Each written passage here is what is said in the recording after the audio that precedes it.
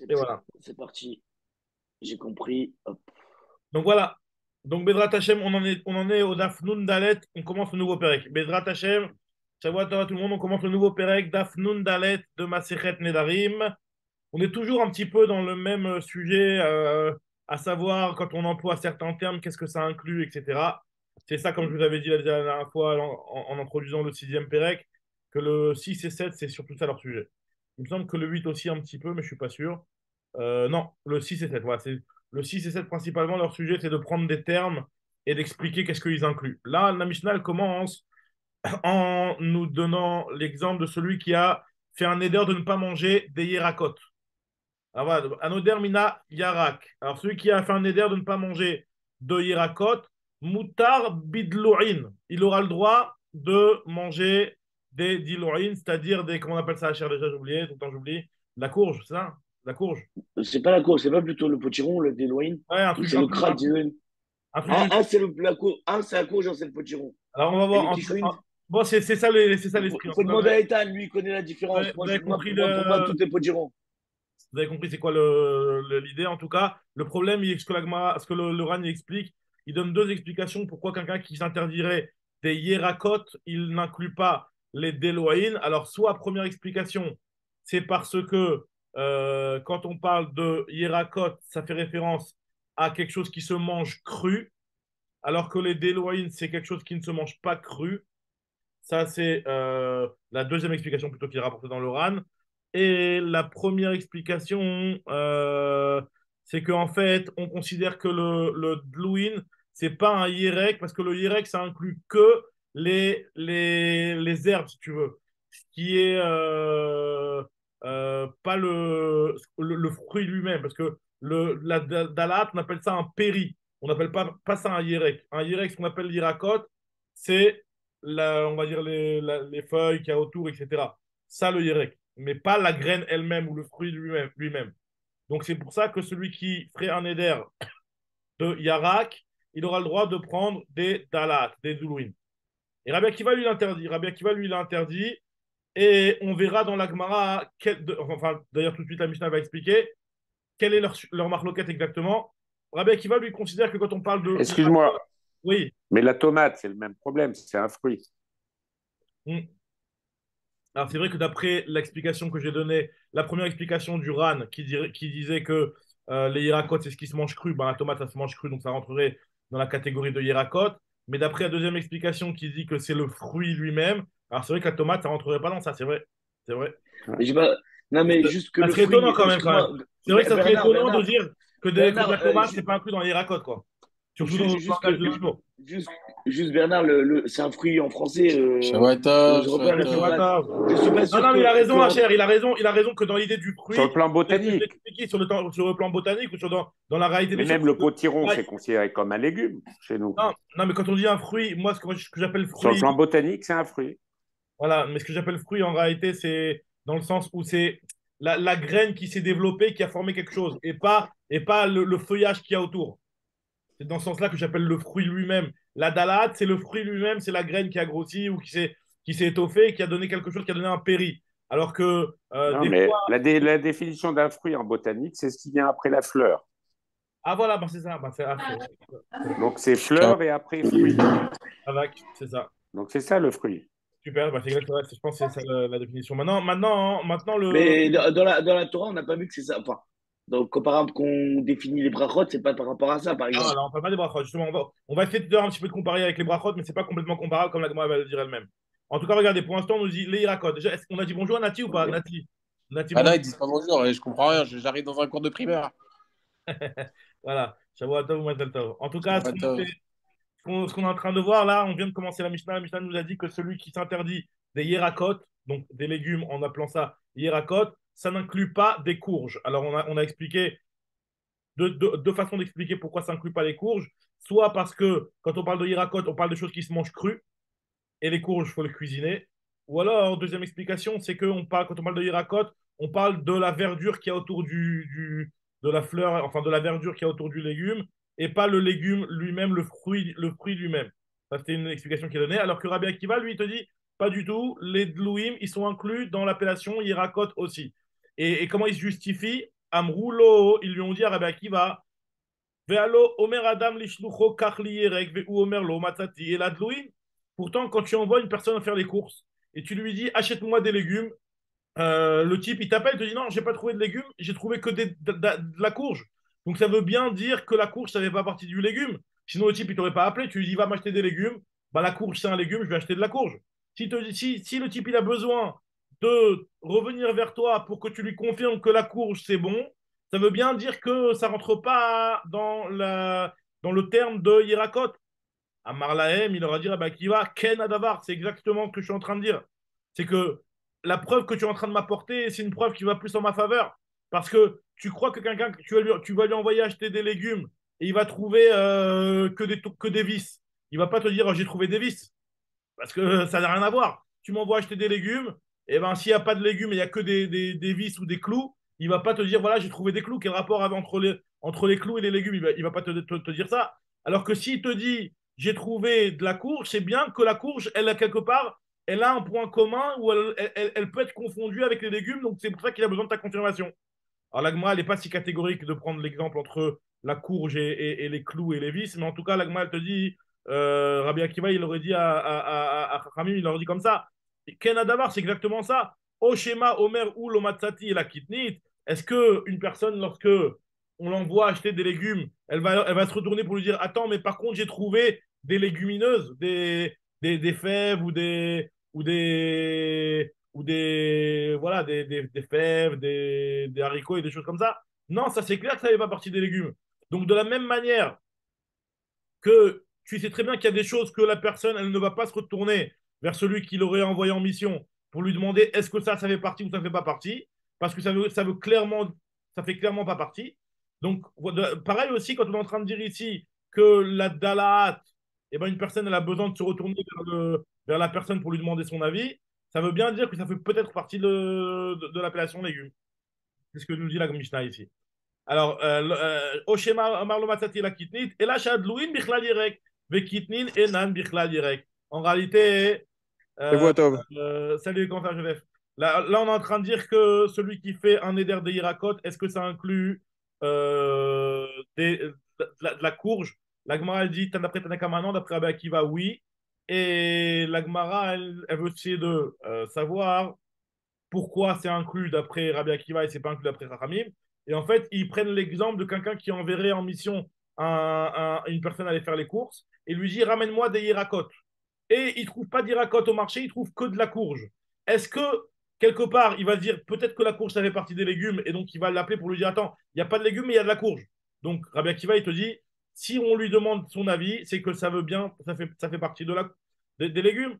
Alors que Chachamim te disent non, pas du tout. Une chose où tu as besoin de demander l'avis de l'autre pour savoir si tu peux l'emmener alors que tu m'avais demandé des légumes à la base, ça veut bien dire que ça ne fait pas partie de la catégorie de légumes. Donc en réalité, c'est un safek cette histoire-là. Comme on verra que même d'après Rabbi Akiva, c'est un safek. Ce que l'agma va nous dire tout à l'heure. Très bien. Et la Shadloui, Michla Direk, et Kitni Menen Michla Direk, nous dit la Mishnah, Ve Asur, Bepoula Mitzri, Lach ou Mutar Beyavesh. Quelqu'un qui s'interdirait un Yerek, alors là, lui, il sera interdit de manger, il aura pas le droit de manger un poule à mitri. Alors, poule, on traduit toujours par fève. De la fève égyptienne qui est large, c'est-à-dire qui est fraîche. En réalité, ce n'était pas une fève telle qu'on la connaît de nos jours, qui est déjà séchée et c'est pratiquement, c'est comme enfin, c'est une légumineuse, quoi. C'est une kitniote. Tandis que la fève égyptienne, apparemment, elle était mangée en tant que légume frais pratiquement. Dès qu'il était frais, tu le mangeais comme ça. Tu n'attendais pas qu'il sèche, etc. Donc on te dit que les légumes, quelqu'un qui s'interdirait des légumes, il s'interdit la figue quand elle est dans cet état-là de fraîcheur, où elle est fraîche. Par contre, si elle est sèche, si elle est asséchée, alors là, elle sera autorisée. Après, il y a la question dans les acharonim de savoir si jamais au moment où il s'est interdit, elle était fraîche et qu'après, elle a séché par la suite, est-ce que finalement le issour il va sauter ou alors il va rester puisqu'au moment où j'ai fait le neder, elle était fraîche cette fève-là.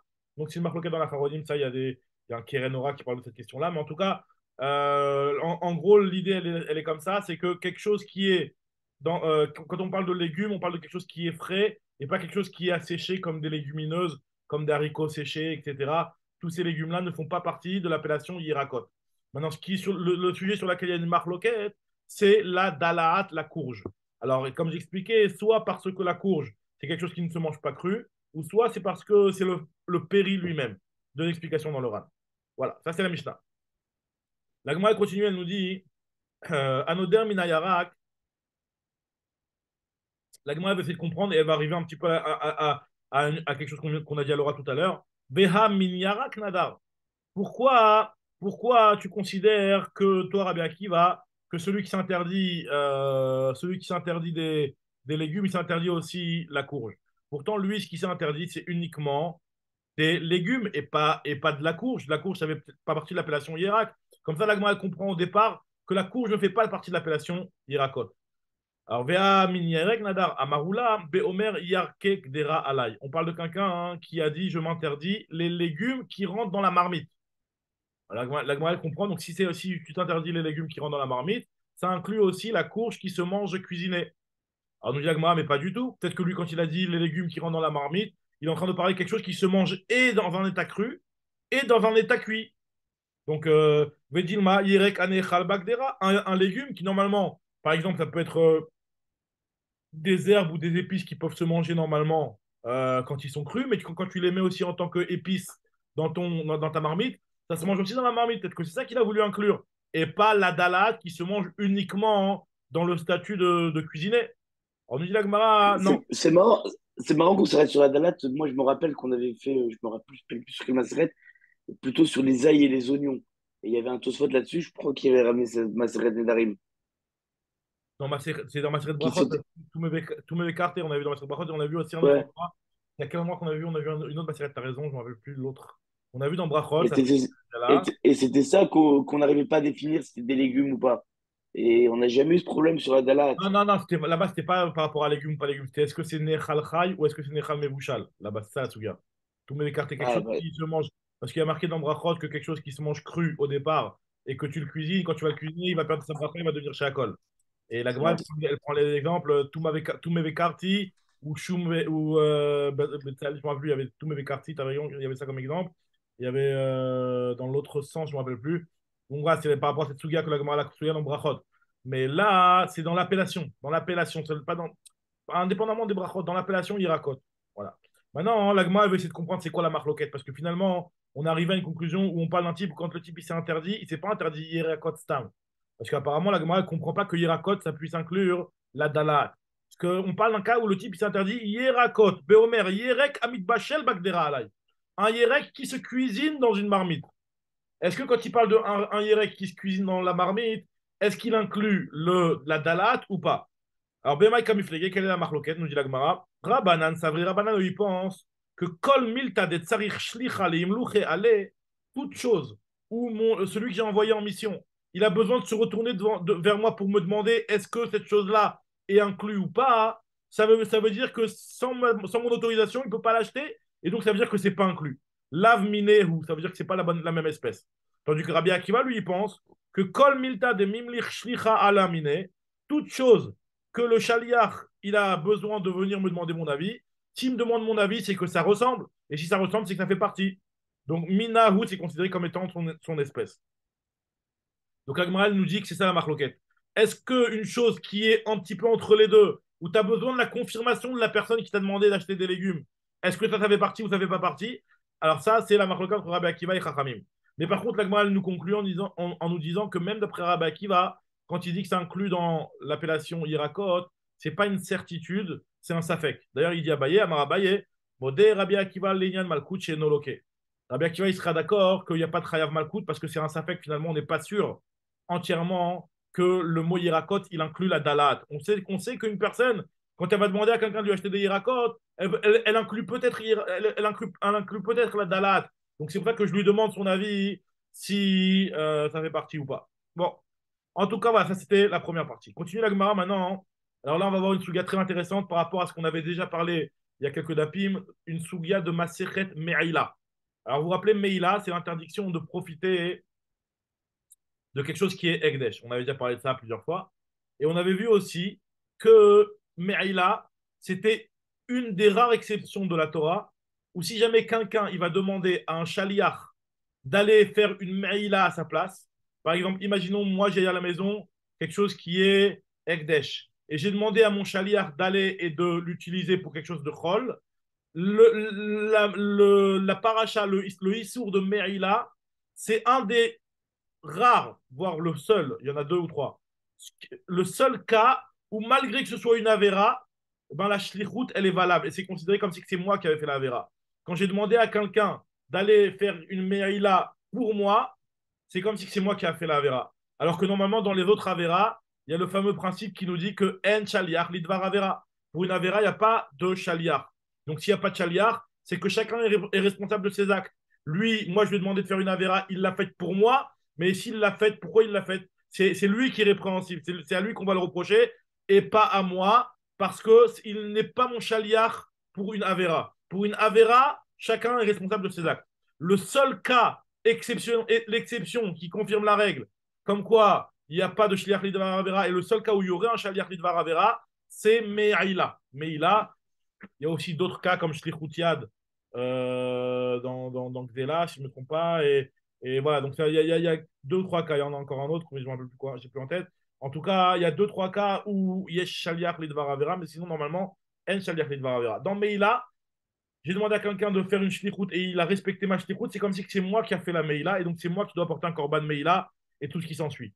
Maintenant, ça, c'est ce que la Mishnah va commencer, elle va nous dire comme ça. Tnan, regardez ce que nous dit Agma. Tnan, Tnan Atam. Il y a une Mishnah là-bas dans ma Sechet Meila qui nous dit la chose suivante. Un shaliach un shaliach qui a fait sa shlichut. Donc, c'est-à-dire que moi, je lui ai demandé de faire quelque chose et il a respecté ce que je lui ai demandé. Et finalement, ce que je lui avais demandé, on ne savait pas tous les deux, hein, on était Béchogeg, mais c'est qu'il a pris quelque chose qui était Kodesh et il l'a profané. Un shaliach qui a fait sa shlichut, donc ce qu'il l'a fait, il l'a fait pour moi, donc c'est moi qui suis mal. Comme ça nous dit la Mishnah. Un shaliach qui a fait sa shlichuto, balabait mal, c'est le balabait qui est mal. Tandis que loa sa shlichuto, s'il n'a pas fait sa shlichut, c'est-à-dire que il a manqué, il n'a pas respecté ce que je lui ai demandé, il en a fait un petit peu à sa tête. Donc là, il ne peut pas être mon chaliard, parce que moi, c'est pas moi qui lui ai demandé de le faire de cette manière-là. Et on va voir un exemple juste après dans la Mishnah.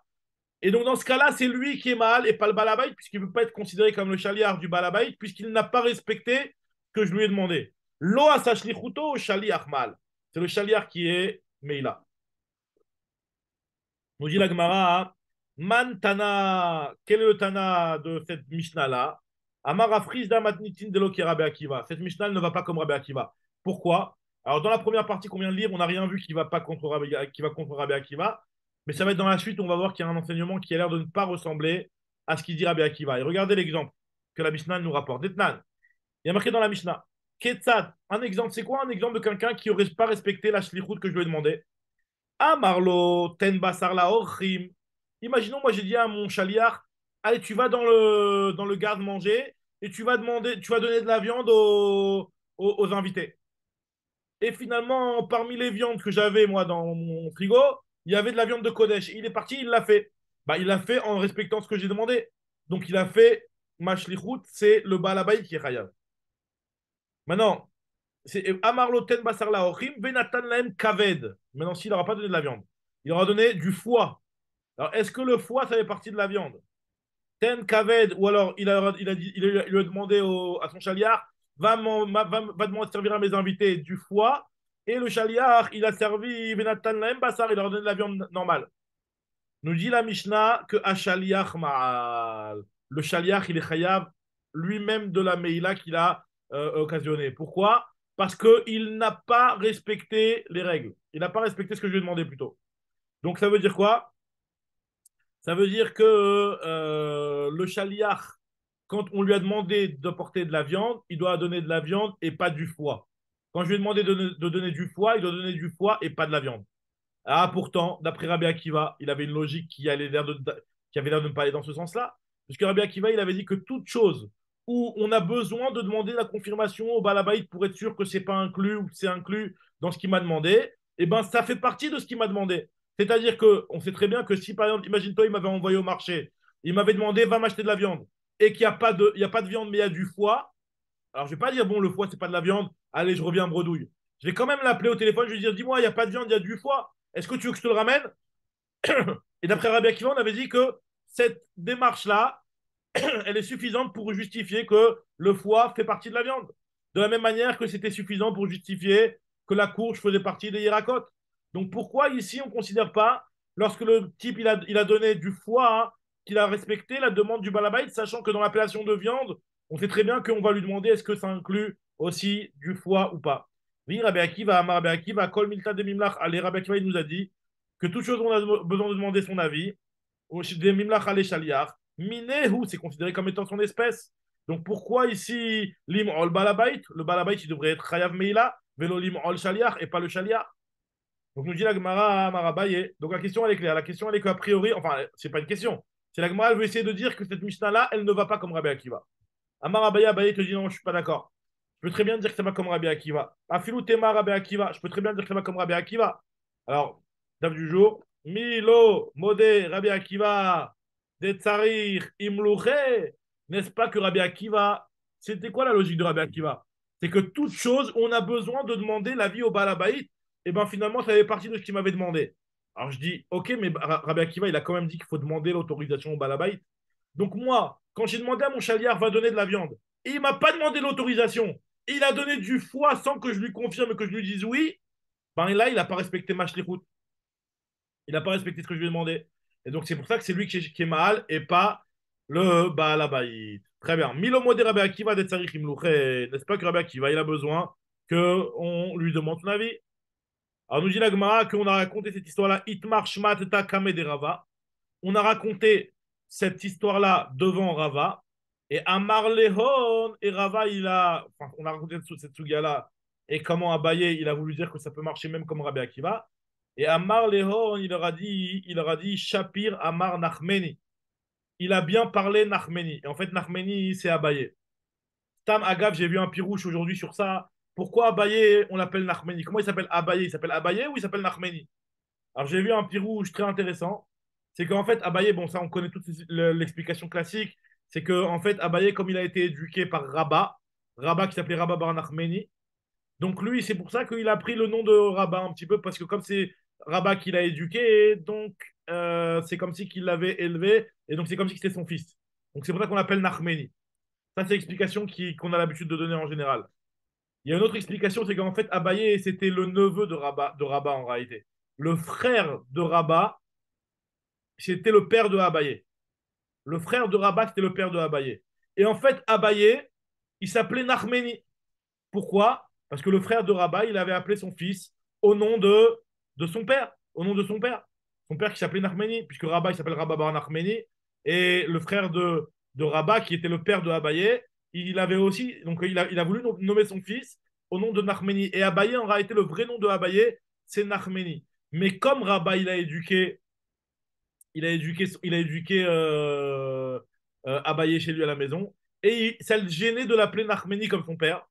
Apparemment, à son frère, ça ne le gênait pas. Mais à Rabat, ça le gênait de l'appeler Nachmeni au nom de son père. Donc, il a appelé Abaye. Abaye, ça veut dire mon père en araméen. Donc, c'est pour ça qu'on l'a appelé Abaye. Voilà, c'est une explication que j'ai vue, que je ne connaissais pas, qui était intéressante. Et une autre explication, c'est que Abaye, en réalité, le vrai nom, c'est Nachmeni, mais que Abaye, c'est Rachetevot. Attends, j'essaie de me rappeler ce qu'on le pasouk. Avi Yetomim, non. Avi, je sais plus que le nom de Abaye, c'est des Rachetevot, j'ai oublié le nom, le pasouk. C'est un pasouk qui parle des Yetomim, mais c'est pour ça. Attends, je vois ici le rapport. Une seconde. Ici, rapporte l'explication que je vous ai donnée tout à l'heure. Une seconde. Non, je ne le vois pas dans l'explication. De côté dans le RAN, non, Roche, il rapporte pas. Ok, bon, en tout cas, il y a une autre. Il y en a qui disent qu'Abaye, c'est des Rachetevot, j'ai oublié le pasouk, je ne l'ai pas en tête. En tout cas, celui qui le retrouve facilement, qui me le dise, mais vous pouvez rechercher. Mais en tout cas, c'est Abaye, c'est des Rachetevot d'un pasouk qui parle des Yetomim. Le Yud de Abaye, c'est Yetomim. J'ai oublié c'est quoi le début du pasouk. En tout cas, voilà, Rava, il a dit que il a bien parlé Nachmeni, donc Nachmeni c'était Abaye, Abaye il s'appelait Nachmeni, et Rava lui il avait aucun problème à l'appeler Nachmeni par son vrai prénom. Mais en fait, on l'a appelé Abaye parce que c'était Rabat qui l'appelait comme ça, il voulait pas nommer son père. Continue l'agma. Mantana de Paligaï de Rabbi Akiva. Quel est le Tana qui est en désaccord avec Rabbi Akiva? Encore une fois, Rabbi Akiva, on a vu qu'il y avait Tanakama qui était en désaccord avec lui. Donc l'agma, elle se dit que ce Tanakama là, c'est pas Chachamim, c'est pas l'avis du Rov, c'est aussi l'avis d'un Yachid. Quel est le Tana qui est en désaccord avec Rabbi Akiva? Nous dit la Gemara, c'est Rabban Shimon ben Gamliel. Donc ça va nous changer beaucoup pour la halakha, nous dit Laurent, parce que sachant que la Gemara maintenant elle va chercher à mettre un nom sous l'avis de ce qui est rapporté dans la Mishnah en tant que stam, sans nom. Donc ça veut dire que finalement c'est l'avis d'un Yachid. Et nous on sait que halakha, qui est Rabbi Akiva, Mechavero. Quand Rabbi Akiva il est en désaccord avec un Tana, la halakha est comme Rabbi Akiva. Donc ça voudrait dire que la halakha sera comme Rabbi Akiva dans cette marloquette là. Comme ça, le Ran, il développe un petit peu. En tout cas, ce que nous dit la Gemara, quel est l'auteur des Chachamim, enfin de Tanakama de notre Mishnah qui est en désaccord avec Rabbi Akiva?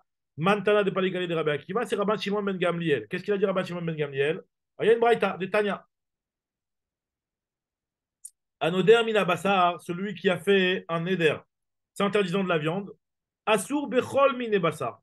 Il n'a pas le droit de manger aucune catégorie de viande.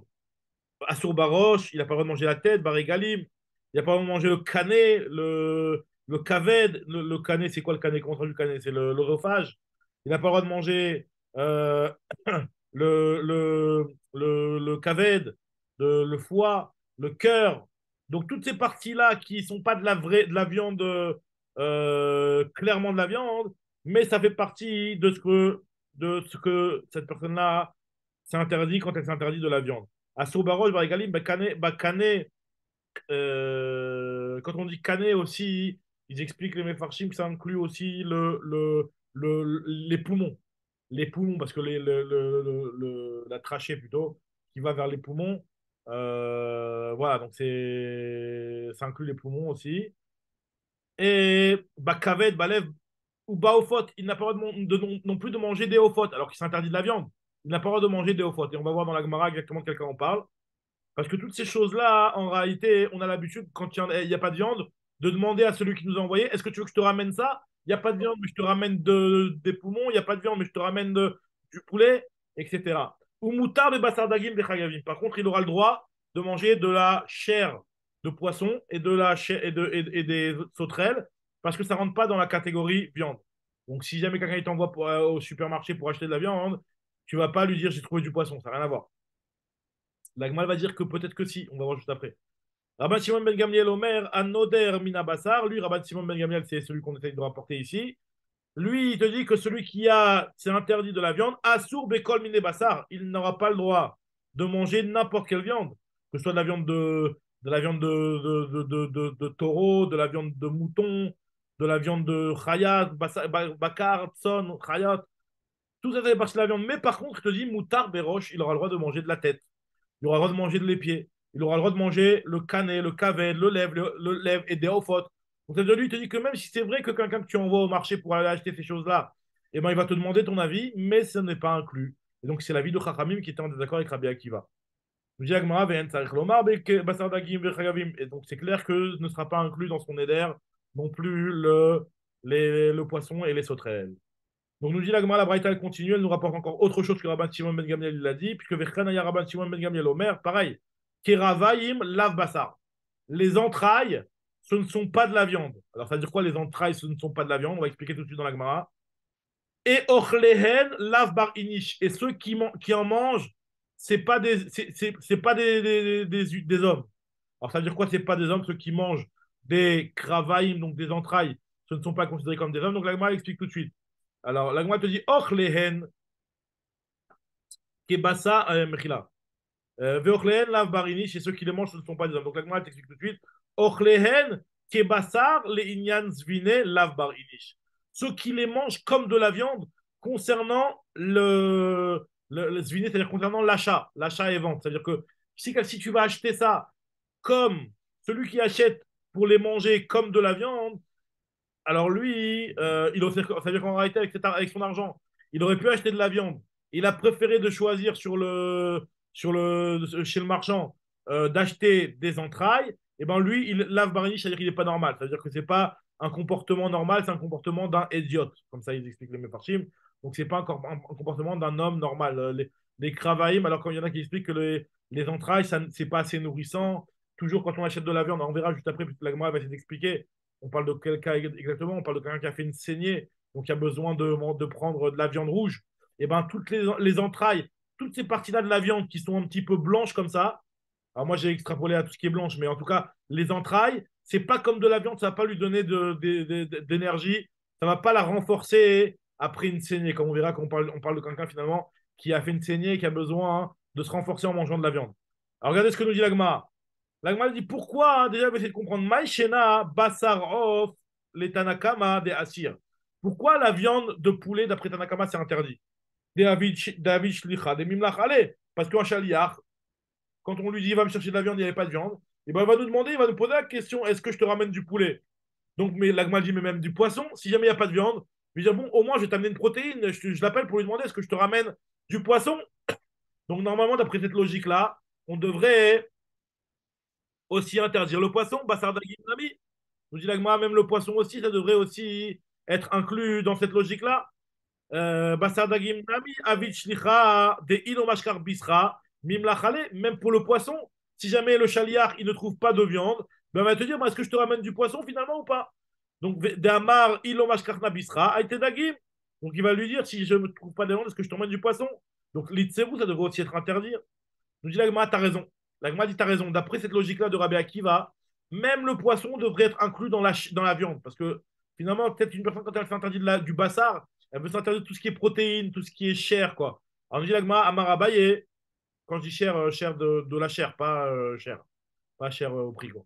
En tout cas, Amar Abaye, Abaye, il a dit Kegon chez Kizdam. Non, en fait, tu sais pourquoi on ne comprend pas. Dans son éder, on ne va pas inclure le poisson, parce qu'on parle d'un cas particulier maintenant dans cette braïta-là. On parle de quelqu'un qui a fait une saignée. Alors, comme on a déjà vu plusieurs fois, euh, on a déjà vu à plusieurs reprises que quand on fait une saignée c'était quelque chose qui était très particulier. C'était, on lui faisait évacuer son sang jusqu'à qu'il lui reste, il y a marqué dans l'agma qu'il lui reste à peine de quoi vivre. À peine de quoi vivre. Donc ça veut dire, l'agma elle appelle ça un révite, mais ça veut dire à peine de quoi vivre, quoi. Parce que c'était vraiment quelque chose qui épuisait. Donc la personne elle avait besoin de se nourrir, de prendre de l'énergie, des vitamines, je sais pas moi, de la viande pour se renforcer. Il avait besoin de prendre de la viande. Donc là, finalement, une personne et elle ne va pas manger des aliments qui vont l'affaiblir encore plus. Pas, donc, ce que nous dit Agma ici, Kegon Kisdam Delo Achil Dagim, une personne qui a fait une saignée, elle ne mange pas de poisson. Le poisson, c'est mauvais pour elle. C'est mauvais pour elle, le poisson. Pour celui qui a fait une saignée, c'est mauvais. Maintenant, nous dit la Gemara, Yachi, c'est comme ça. Hein. Alors, Afilou Ofot Nami, même le poulet, on ne le mange pas. Donc, si ta logique, elle est de dire que cette personne-là, elle vient de faire une saignée. Donc, si elle vient de faire une saignée et qu'elle s'interdit de la viande, elle ne va pas s'interdire le poisson, puisque le poisson, de toutes les façons, elle ne va pas en manger, puisque elle vient de faire une saignée. Donc, même le poulet non plus, elle ne va pas en manger. Parce que le poulet aussi, c'est pas bon pour la saignée. Yachi Afilou Ofot Nami, lo Achil. Damar Shmuel, Shmuel nous a enseigné que Mesouker ve Achil, celui qui a fait une saignée et Veachil Bisra de Tzipara, et il mange de la viande de Ofot, de la viande d'oiseau, c'est-à-dire de la viande de Ofot. Alors nous dit la Gemara, Parach Liba Tzipara, il va voir son cœur qui va. Alors, traduction littérale, c'est-à-dire qu'il va s'envoler comme un oiseau. Mais ils expliquent le Mefarshim que son cœur, il va palpiter très fort comme un oiseau qui ferait des petits battements d'ailes. Comme un oiseau qui fait des petits battements d'ailes, son cœur, il va palpiter très fort. C'est-à-dire que c'est mauvais pour le cœur d'une personne qui vient de faire une saignée, de prendre du poulet. Gemara, Vetania, Mechila, Vetania. Et aussi, c'est marqué dans une braïta que El Mekizin, on n'a pas le droit de faire on ne doit pas faire une saignée, c'est pas bon pour la santé de faire une saignée. Lo Aldagim, on ne fera pas une saignée si on n'a que du poisson après pour se renourrir par la suite. Vélo au faute, ni avec la condition de manger des volailles. Vélo al bassar maliach, ni pour manger de la viande salée. Pourquoi? Parce que ces choses-là, elles sont mauvaises pour la santé, pour quelqu'un qui vient de faire une saignée. Vetania, il y a marqué lo yochal lo mechila ekisdam, celui qui a fait une saignée. Lo yochal lo chalav, il ne pourra pas manger ni de lait, l'ogvina, ni de fromage, lo betzim, lo shchalaim, c'est un genre de légume. Velo ofot, velo basar maliar. Pourquoi? Parce que ces choses-là, elles ne sont pas bonnes pour une personne qui vient de faire une saignée. Donc pourquoi tu me dis, si vraiment on parlait d'un cas d'une personne qui vient de faire une saignée, pourquoi quand il fait son éder, tu me dis que la viande, ça inclut les ophotes. Mais même les ophotes, c'est pas bon pour la personne. Donc nous dit la Gemara, Sha'ane ophot de efshar al yede shlika. Non, ophotes, c'est vrai que c'est pas bon, Mais par contre, si tu les fais cuire longtemps, comme ça il dit Loran, si tu les fais cuire longtemps, shlika, c'est-à-dire que tu les fais cuire longtemps, eh ben, ça enlève ce qui est mauvais pour la personne. Et donc, ça peut être mangeable par une personne qui vient de faire une saignée. Donc, c'est pour ça que quelqu'un qui s'interdit de la viande, c'est possible qu'il s'interdit aussi les eaux fortes. Autre réponse que Abaye te donne, Abaye Amar, Il ne parle pas du foie. le foie, c'est très bon pour Excuse-moi, il ne parle pas du foie. le foie Parce que le foie, c'est très bon. c'est très bon. Donc, justement, donc c'est clair que c'est la personne qui a fait une saignée. Donc, de Non, prendre mais parce ils incluent le foie avec les entrailles. Alors, le foie, c'est particulier par rapport aux ouais, non, non, entrailles, non, parce non, que non, c'est très le bon foie, pour non, les non. saignées. Non, Alors que les entrailles, non. le foie, c'était pas inclus avec les entrailles. Ce qu'on inclut avec les entrailles, moi, ce que j'ai dit, c'est toutes les parties qui sont blanches comme ça, etc. Mais le foie, c'est de la viande, c'est vraiment Donc, du, pas le foie. pas le foie, pas le foie. Mais justement, donc on est en train de dire que la personne, D'accord. comme elle veut s'interdire quelque chose que de toutes les façons, elle avait le droit de manger. Donc quand elle s'interdit de la viande, elle s'interdit pas le poisson. Parce que le poisson, elle n'a pas le droit d'en manger, c'est mauvais pour sa santé. Maintenant, par contre, le poulet, vu qu'elle a le droit d'en manger, donc c'est inclus dans son éder. Alors, ça, c'est la première explication. Deuxième explication, alors le poulet, elle peut en manger en le faisant bouillir très, très longtemps. Excusez-moi. Alors, continue la Gemara, elle nous dit Abaye te donne une autre réponse. Abaye Amar, Kegon, des Kaivin le aînés. On parle de quelqu'un qui a mal aux yeux.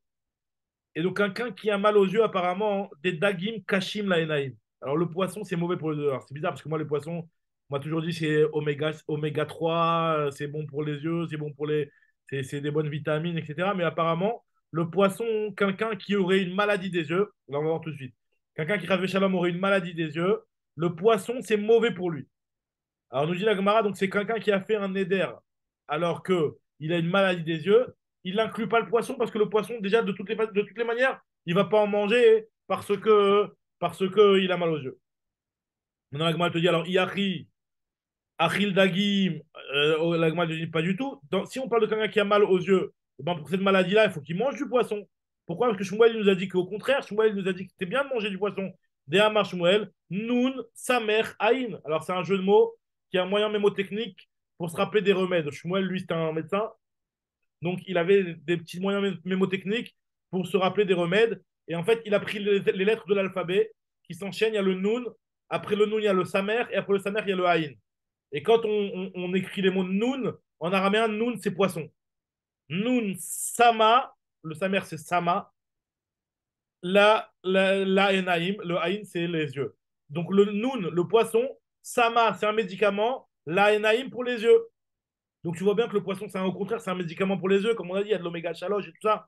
Donc je dis là que moi, ça dépend. Ça dépend. Aou, sauf Oukhla.